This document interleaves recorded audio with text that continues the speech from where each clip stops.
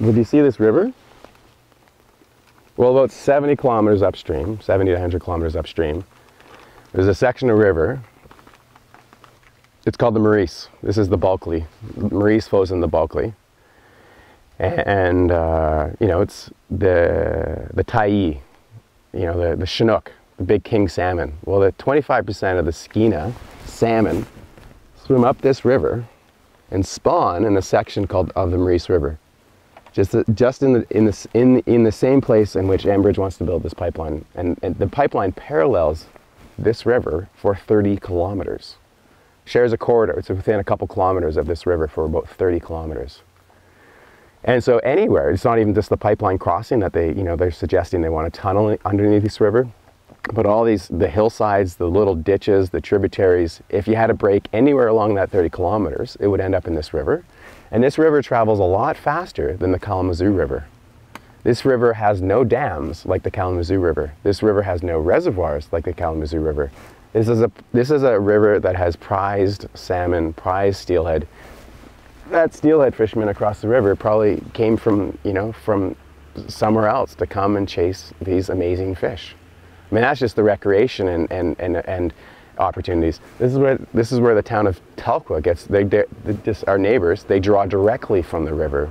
You know, our town, Smithers, draws from the groundwater. The fishing industry, you know, you try to find a hotel in this town in September and October, you can't because of the fishing industry. People are here to come to fish. I mean, there's a resource here that comes back every year. We don't have to do anything. You know, it comes back every year.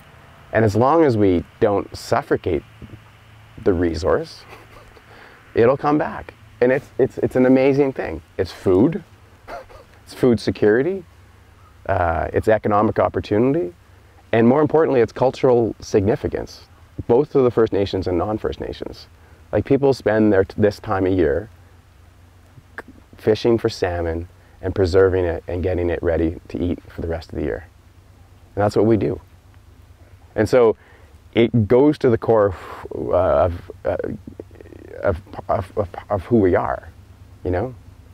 And it's just a lot of, you'll find if you start asking people about, yeah, what it means, and people it's a crazy idea, you know, just like, because we know it really is an experiment. Well, you know, all the facts about this bitumen and the uncertainty and the question marks about how corrosive is it on pipelines, and there's a huge question about whether it's, so, you know, what happens when it hits a freshwater system like this, you know, and we know the stuff is long-term toxicity of the PAHs in the oil, and if that stuff lingers in the sediment, when the oil sinks, and when the oil gets under the booms, it's going to sit in the sands and gravels of this river and slowly leach out these toxins that are going to, you know, affect the fish, and you have this, you'll wipe out the salmon stocks in this river.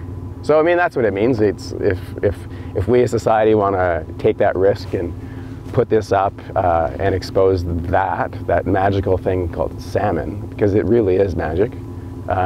So, you know, so we can perpetuate an old energy system, then, you know, I think we need to reconsider our priorities.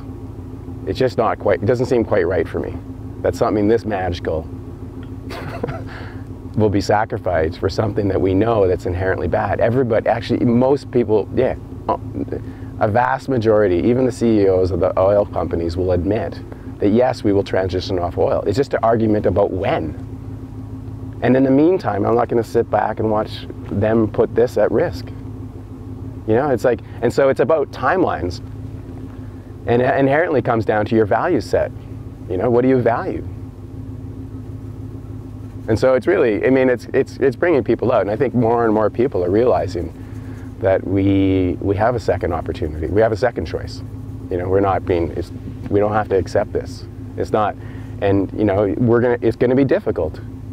You know, we can't be hewers of, you know, choppers of wood and pumpers of oil forever as a country. We're gonna have to, you know, stop exporting our raw resources and get on with it.